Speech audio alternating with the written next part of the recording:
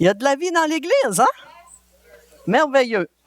Cette semaine, je priais, Seigneur, mets de la joie dans l'Église. Je veux de la joie, là. Je veux que ça bouge. Je veux qu'il y ait de la joie.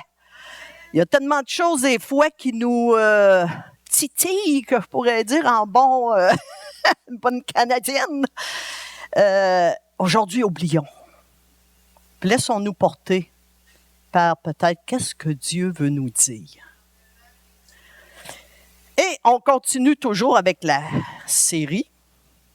Mon titre est l'obéissance. Qu'est-ce que ça veut dire aujourd'hui? Qu'est-ce que ça veut dire? Obéir. Sérieusement, là. Qui aime encore ça aujourd'hui? Hein? Attendez. Qui aime encore ça? Ça sonne presque comme une insulte, hein? On pense des enfants forcés à ranger sa chambre, des ados qui roulent les yeux quand on leur dit non, des adultes qui veulent surtout n'avoir de compte à rendre à personne. Soyons honnêtes, on vit dans une culture où chacun veut faire ce qu'il veut, quand il veut, comme il veut. Les ordres, non merci. Les règles, seulement si ça m'arrange. Aujourd'hui, le slogan à la mode pourrait être « Mon choix, mon droit », même si ça me mène tout droit dans le mur. Ça commence très tôt. L'enfant traverse la rue sans regarder et voilà son choix. Celui qui dit à sa mère « T'as pas le droit de me dire quoi faire, je l'ai vu sur TikTok. » L'ado qui veut sortir quand il veut. L'adulte qui veut gérer sa vie sans rendre de compte. Notre culture répète « Écoute ton cœur, suis ton instinct. Personne n'a le droit de te dire quoi faire. » Mais la Bible nous parle d'une autre obéissance. Pas celle qui écrase, celle qui nous protège. Pas celle qui manipule, mais celle qui sauve. Et dans 1 Samuel 15, 22, il nous est dit « L'obéissance vaut mieux que les sacrifices. » Dès le départ, la Bible nous rappelle l'obéissance pour Dieu est plus que nos excuses et nos sacrifices. Là, je me posais des questions. Ouais, si Dieu aime l'obéissance et que c'est plus que nos excuses et nos sacrifices, c'est tout à fait normal. Parce que quand on obéit, on le fait automatiquement. On va aller demander pardon, on va s'excuser, on va faire des sacrifices dans la vie pour suivre le Seigneur. Ça se fait automatique. Alors, ce matin, posons-nous cette question. C'est quoi l'obéissance en 2025? C'est quoi? Et pour illustrer ça, la Bible nous raconte une histoire incroyable, presque comique. Il y a de la joie aujourd'hui dans l'Église, je suis contente. Presque comique, mais en même temps dramatique. Attends, Jonas? Non, c'est pas ça. Pas ça. Celle de Balaam et de son âne. C'est un prophète qui pense être super spirituel. Et un âne, un simple animal, qui voit mieux que lui. Quand tu lis ça, là, tu te dis, qu'est-ce que c'est ça, cette histoire-là? Répète après moi, qu'est-ce que c'est ça? Sérieusement, est-ce que ça vous est déjà arrivé de parler à votre chien?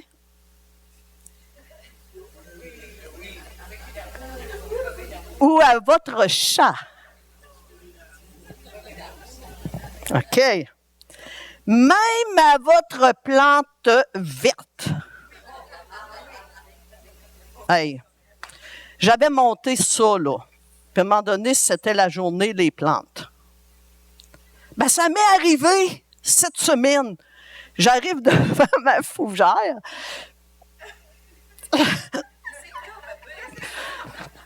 J'arrive. Ah non, mais elle me voit, là. Mais ça m'avait dit, Dieu doit rire, hein. Arrive devant ma fougère, la touche. Tu veux-tu de l'eau?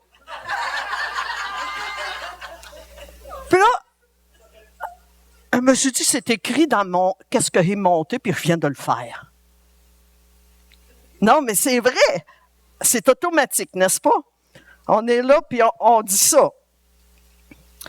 Mais est-ce que votre chat vous a déjà répondu ou votre chien? Ah! Pas des miaou, pas des ouf. Des vrais mots. Des mots comme bonjour, coucou,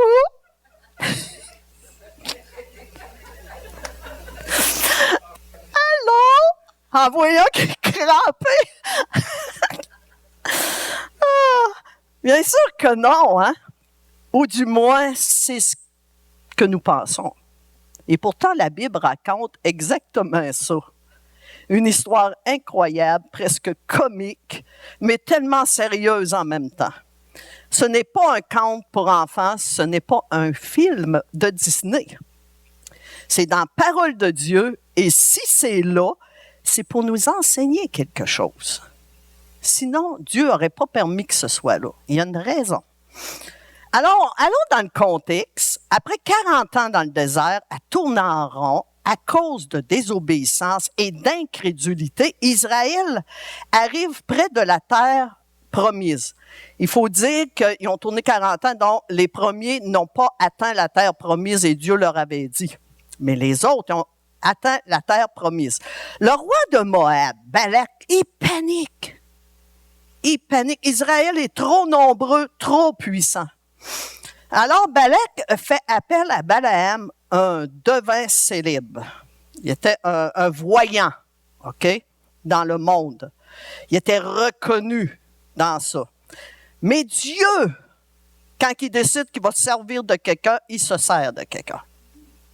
Dans Nombre 22:7, les anciens de Moab viennent le voir, Balaam, avec plus d'argent. Non, excusez.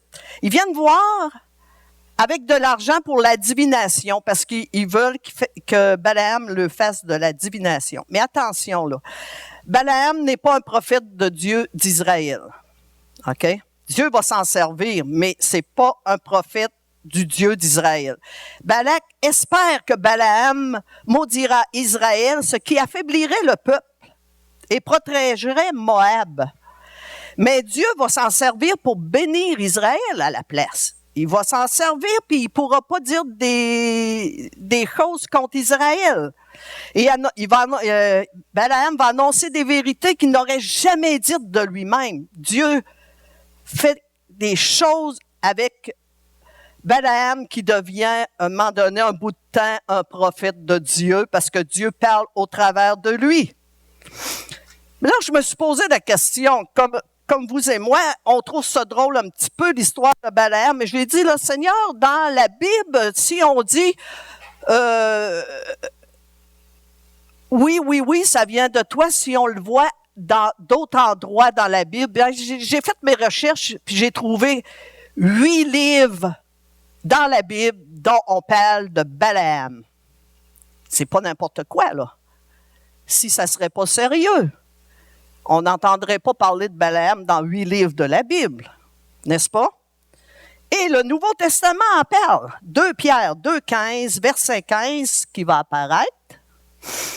Après avoir quitté le droit chemin, ils se sont égarés en suivant la voie de Balaam, fils de Bosor, qui aima le salaire de l'iniquité.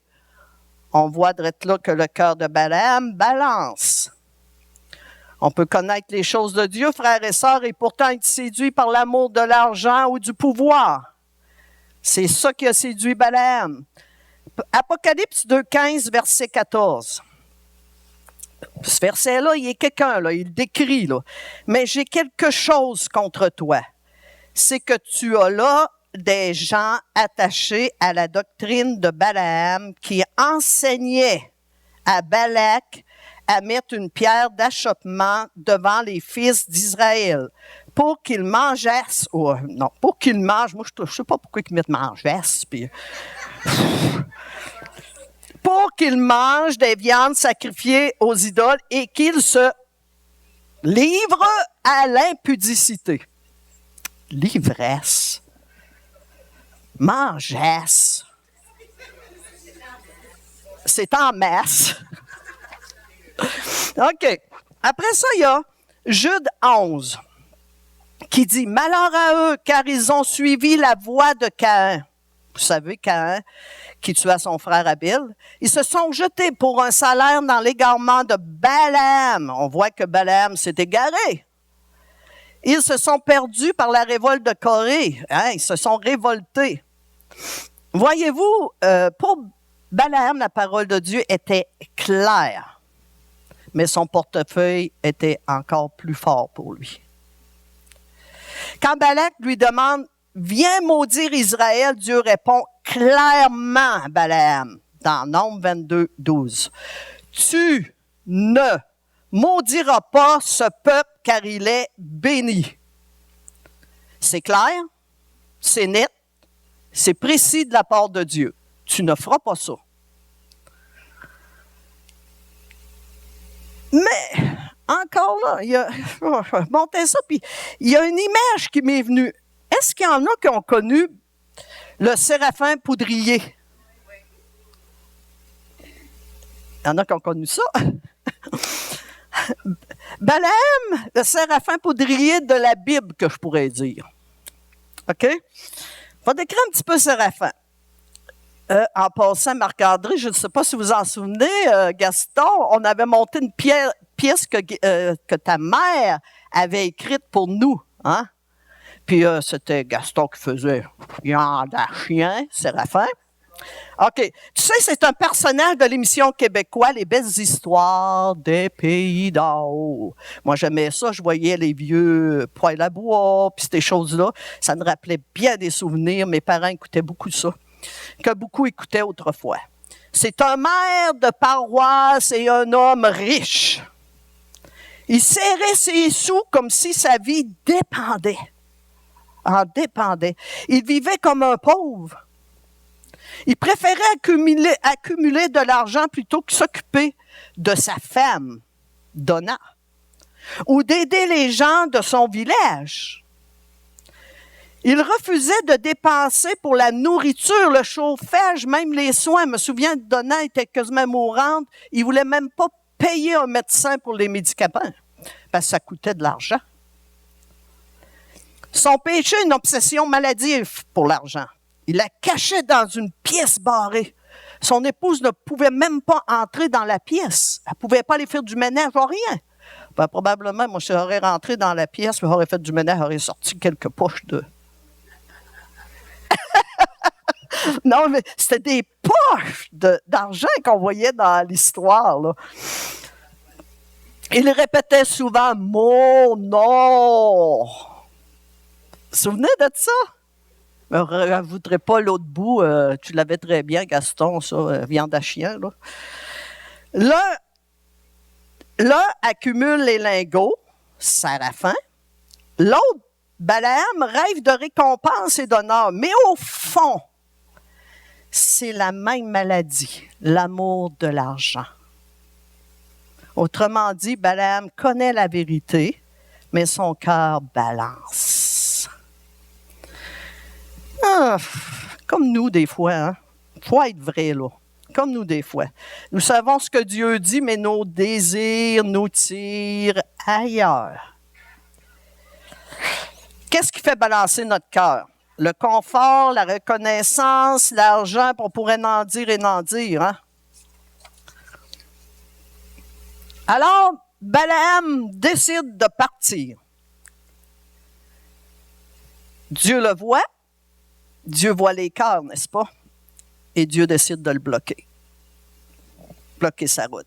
Nombre 22, 22. La colère de Dieu s'enflamma parce qu'il était parti. Et l'ange de l'Éternel se plaça sur le chemin pour lui résister. Dieu a dit à Balaam, tu peux y aller, mais quand vous lisez l'histoire de Balaam, on voit là, ça prenait la permission de Dieu. Dieu lui dit, bon, ben OK, vas-y, va, mais tu feras ce que je te dirai. Mais Dieu voyait le cœur de Balaam. Balaam partit pour ses propres intérêts. Là, Dieu voyait le cœur de Balaam. Sa marche devient une offense pour Dieu. Balaam ne respecte pas l'esprit et l'ordre divin, pas du tout. Je vais vous poser une question. Qui le voit, l'ange? OK, Balaam ne le voit pas, c'est l'ânis. Alors, lisons verset 23. L'ânis vit l'ange de l'Éternel qui se tenait sur le chemin, son épée nue dans la main. Elle se détourna du chemin et alla dans les champs. Balaam frappe son âne, pour la ramener dans le chemin. Verset 25. Est-ce qu'on me suit? J'oublie. Verset 25. L'ânesse vit l'ange de l'Éternel. Elle se serra contre le mur, pressa le pied de Balaam contre le mur. Aïe, aïe. Balaam le frappe de nouveau. Verset 27. L'ânesse vit l'ange de l'Éternel et elle s'abattit sous Balaam. La colère de Balaam s'enflamma et il frappa l'ânesse avec un bâton. 3 fois, il frappe. 3 fois, l'âne se détourne. 3 fois, mais ça me voit Dieu crie. Écoute! Écoute! Voyons donc, Balaam, ouvre tes yeux, moi. 3 fois, là. Tu te demandes même pas pourquoi ton âne agit comme ça. Balaam, il est prophète orgueilleux, aveuglé par son orgueil et sa colère. Puis on voit un âne humble qui voit l'invisible. Comme quoi, parfois, ton chien, ton chat a plus de discernement que toi. Aïe, aïe, aïe, je pique, là. On passe. Oui, il y a une mouche. Alors, vous savez, le feu rouge, quand vous êtes aux lumières, le feu rouge, il n'est pas là pour t'empêcher d'avancer. Il est là pour t'éviter un accident. De la même manière, Dieu place des feux rouges dans nos vies. Pas pour nous frustrer, mais pour nous protéger de nous-mêmes, souvent. Et parfois, Dieu peut utiliser un moyen totalement inattendu, comme on voit dans l'histoire. Complètement inattendu. Et là, l'âne parle.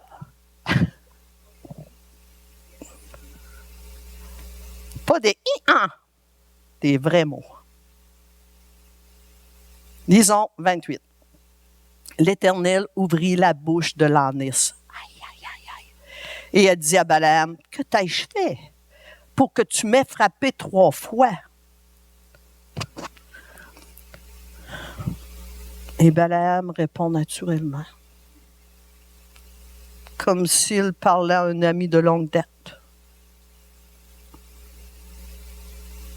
Voyons donc. Excusez-moi là. Mais si un chat me dirait, Nicole, donne-moi à manger, j'ai faim.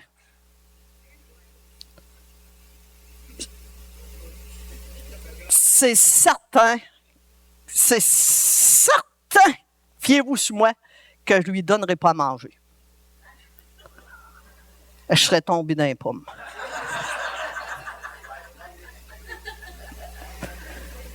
Ça serait pas normal. C'est pas normal.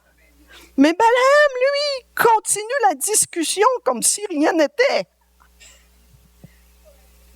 Franchement, à la place de Balaam, comment vous auriez agi? Vous promenez avec votre chien. Puis tout à coup, le chien break. Là, tu regardes ton chien. Puis il commence à te jaser ça, à te parler. À dire bonjour. Non. Allô? Puis à parler avec son maître. Puis son maître, bah, il commence à jaser avec comme si rien n'était. Bizarre! Bizarre! C'est pourtant ce qui semble faire Balaam avec son ânesse. Comme si c'était normal de discuter avec son âne. Verset 29. Balaam répondit à l'ânesse. Écoutez bien ce qu'il lui dit, là. C'est parce que tu t'es moqué de moi. Si j'avais une épée à la main, là, je te tuerais à l'instant. Tu es en train de dire ça à son âne, là. Oh là là. Vous voyez, Balaam est tellement aveuglé dans sa colère qu'il ne réalise même pas qu'il vit un miracle. Et c'est là qu'on comprend, ce récit n'est pas juste drôle, il est profondément spirituel. Lisons verset 30. L'ânesse dit à Balaam, « Ne suis-je pas ton ânesse que tu as de tout temps monté jusqu'à ce jour? Ai-je l'habitude de te faire ainsi? » Et il répondit, « Non. » Sérieusement, un âne qui gagne un débat sur un prophète. C'est drôle, mais c'est surtout sérieux. Ça nous montre que la frustration nous rend souvent sourds de Dieu. Combien de fois Dieu t'a parlé et tu n'as pas entendu? Parce que tu étais trop occupé ou trop en colère, peut-être. Toute la Bible est construite autour de l'obéissance et la désobéissance. On n'a qu'à regarder au début des temps, Adam et Ève ont désobéi, la chute. On est devenus tous pécheurs, n'est-ce pas? Noé a obéi, il a été sauvé par une arche. Abraham a obéi, est devenu le père de la foi. Moïse a obéi, un peuple entier a été libéré. Josué a obéi, les murailles de Jéricho sont tombées. Alors, la Bible est l'histoire de deux grandes routes, celle de la désobéissance qui mène à la mort et celle de l'obéissance qui nous conduit, qui rouvre la vie pour nous. Et ce n'est pas la seule fois dans la Bible où Dieu a formé une route. Souvenez-vous de Jonas. Jonas, Dieu lui a envoyé un taxi. Un grand poisson pour l'emmener à obéir. Vous avez Saül qui a perdu sa royauté. Pas voulu obéir. Dans chaque cas, Dieu disait, mon plan est plus grand que ton plan. Fais-moi confiance. Fais-moi confiance. Est-ce que je suis assez obéissant pour faire confiance en Dieu dans ma situation? Et puis Dieu ouvre enfin les yeux à Balaam, verset 31. L'Éternel ouvrit les yeux à Balaam et Balaam vit l'ange de l'Éternel qui se tenait sur le chemin, son épée nue dans la main, et il s'inclina, se prosterna sur son visage. Maintenant, verset 32. L'ange de l'Éternel lui dit, « Pourquoi as-tu frappé ton ânesse déjà 3 fois? Voici, je suis sorti pour te résister, car c'est un chemin de perdition qui est devant toi. » Encore là, il lui parle. Parfois, une porte est fermée, une prière sans réponse. Nous vivons des blocages. Ce n'est pas un échec, c'est pas un échec. C'est Dieu qui se met peut-être au travers de ta route, au travers de ma route, pour nous sauver d'un mur de briques. Puis franchement, frères et sœurs, vaut mieux une porte fermée qu'un mur de briques à pleine fesse. Parce qu'on s'ostine avec. Imaginez-vous un enfant qui voit sa mère cuisiner sur la cuisinière, puis là, il décide, je pourrais m'amuser, aller jouer, puis faire comme ma maman, tu sais. Mais la maman lui a interdit, parce que si il touche au rond, il va se brûler, il va souffrir. Vous savez, l'interdit n'est pas une punition en soi, c'est une protection. Parfois, un nom divin, c'est une bénédiction cachée. Tu pries pour un emploi, ça bloque. On dirait que je ressens, là, il y a quelqu'un, on va faire un appel à la fin. On dirait que je ressens que quelqu'un cherche un emploi. Ça ne marche pas, mais Dieu est fidèle. Dieu est fidèle. Dieu est fidèle. Mettez-vous-les, répétez-vous-les, Dieu est fidèle. Ça bloque, la porte ne rouvre pas. Vous pensez que c'est ça, mais ça ne rouvre pas. Tu veux une relation, ça casse, ça ne fonctionne pas. Tu veux un projet parfait, mais rien n'avance. Rien ne bouge. Et tu crois que Dieu ne veut pas ton bonheur. Mais en réalité, c'est un feu rouge qui dit « Stop, stop, je vois ce que toi, tu ne vois pas. »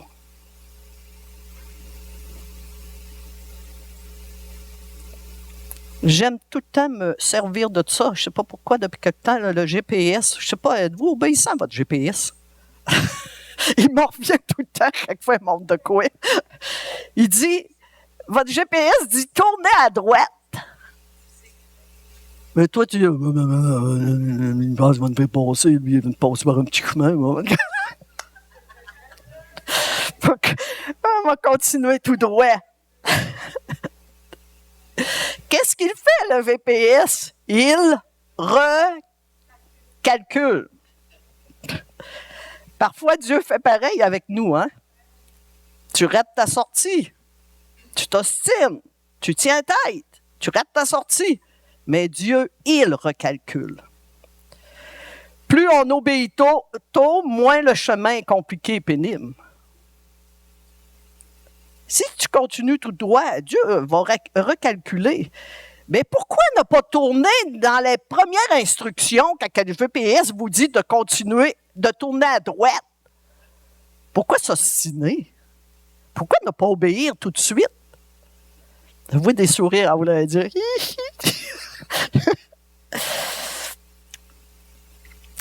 Je vois un contraste entre Balaam et Jésus. Là, on voit la différence vraiment, là. Il y en a un qui écoute partiellement, puis l'autre obéit pleinement. Balaam connaissait la volonté de Dieu, mais négociait. Alors, c'était une obéissance imparfaite. Jésus connaissait la volonté de Dieu et obéit. Obéissance parfaite.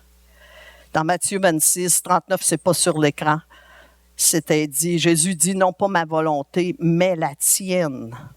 Qu'on sache le dire nous aussi quand on fait des choses, de dire non pas ma volonté, Seigneur, la tienne. Parce qu'il connaît le meilleur pour nous. Alors, dans Philippiens 2,8, il s'est rendu, Jésus, obéissant jusqu'à la mort, même jusqu'à la mort de la croix. Il s'est rendu obéissant pour vous, pour moi, jusqu'à la croix. Balaam cherchait son profit, Jésus a donné sa vie. Balaam voulait sauver sa réputation, Jésus a accepté l'humiliation. Balaam a cédé aux pressions du roi Balak et de ses messagers. Jésus n'a jamais cédé, même face à Satan, même face aux foules, même face à Pilate. Balaam représente l'obéissance imparfaite, Jésus, l'obéissance parfaite, motivée par l'amour pour tous ceux qui allaient venir à lui. Voilà toute la différence. Nous, souvent, nous ressemblons à Balaam, mais la bonne nouvelle, c'est que Jésus vit en nous. Et lui, il nous rend capables d'obéir. Parfois, oui, Dieu ferme une porte. OK? Des mois plus tard, tu réalises, Seigneur, merci de ne pas avoir dit oui ce jour-là. Et je lisais un témoignage de quelqu'un, puis je me suis dit, non, Seigneur, je vais retourner dans mon bureau, il faut que je la mette, il faut mettre ce témoignage-là, ça va trop avec ce que j'apporte. Alors, quelqu'un qui racontait, j'avais postulé pour un emploi parfait. Tout correspondait. Le salaire, les avantages, même le lieu de travail. Il dit, j'étais convaincu que c'était la bénédiction de Dieu pour moi. Mais la porte est restée fermée. J'étais découragée. Et je me disais, pourquoi Seigneur? Pourquoi? Tout est parfait. 2 semaines après, Dieu me ouvre une autre porte. Un emploi encore meilleur. Un emploi plus stable pour moi, avec de meilleures conditions. Et quelques mois plus tard, j'ai appris que l'entreprise avait fermé, que des gens avaient perdu leur emploi du jour au lendemain. Et là, j'ai compris que ce n'était pas un refus, c'était une protection de la part de Dieu. Peut-être que toi aussi, là, tu as déjà vécu ce genre de situation-là. Je vais faire une affaire avec vous autres. Lève la main si tu as déjà vu Dieu dire non. Et plus tard, tu as compris que c'était une bénédiction qui n'est pas répondue. Laissez-la lever. OK. Maintenant, tournez-vous de bord, regardez. Regardez, laissez la main levée, là. Voyez-vous comment Dieu est grand et qui nous garde? Puis quand ça ne fonctionne pas, on a tendance à avoir envie de lui en vouloir. Parce qu'on dit, c'était merveilleux l'emploi, c'était pour moi, c'était tout ce que je demandais, comme le monsieur disait, là. Mais il a donné encore meilleur. Il a donné encore mieux. Puis en plus, Dieu voyait que l'autre allait fermer. Ça vaut-tu la peine de faire confiance en Dieu? Ça vaut-tu la peine? Dites-moi amen fort. C'est pas croyable. Moi, ça me fortifie, ça. En tout temps. Proverbe 17, 17. Alors, posons-nous la question. Quand Dieu bloque ma vie, est-ce que je râle? Vous savez, pourquoi il ne donne pas? Hein? Ou est-ce que j'écoute? Le vrai miracle, ce n'est pas que l'âne ait parlé, malgré que ça en est un, là. Je vous le dis, à mes yeux, ça en est un. Le vrai miracle, c'est que Dieu continue de nous parler malgré nos désobéissances. Dieu place des feux rouges dans nos vies, pas pour nous arrêter, pas pour nous frustrer, mais pour nous protéger. Pour nous protéger. Maintenant, je vous demande de fermer vos yeux 30 secondes et demandez à Dieu, Seigneur, est-ce qu'il y a un feu rouge dans ma vie que je prends pour une punition alors que c'est une protection? Que je prends pour une punition alors que c'est une protection. Réfléchissez. Maintenant, pour ouvrir les yeux, il est supposé d'apparaître une phrase qui dit « Quand Dieu me bloque », c'est pas la bonne. OK, c'est ça. On va le dire ensemble, on va déclarer ensemble comme une prière, OK, frères et sœurs? Quand Dieu me bloque, ce n'est pas pour m'arrêter, c'est pour me protéger. Encore une fois. Quand Dieu me bloque, ce n'est pas pour m'arrêter, c'est pour me protéger. Maintenant, plus fort. Quand Dieu bloque, ce n'est pas pour m'arrêter, c'est... Wouh! Gloire à Dieu. Parce que celui qui a obéi jusqu'à la croix vit aujourd'hui en moi. Son obéissance est ma victoire. Alors, quand Dieu me bloque, ce n'est pas pour m'arrêter, c'est pour me protéger. Il faut le prendre de même, faire confiance en notre Dieu. Penchons la tête, je vais faire une prière. Seigneur Jésus, ouvre mes yeux pour voir ton amour derrière chaque blocage. Donne-moi un cœur qui obéit non par peur, mais par confiance en toi. Je crois que ton plan est meilleur que le mien. Aujourd'hui, je t'abandonne chaque projet, mes rêves, mes résistances, et je choisis de marcher avec toi. Merci Jésus. Amen.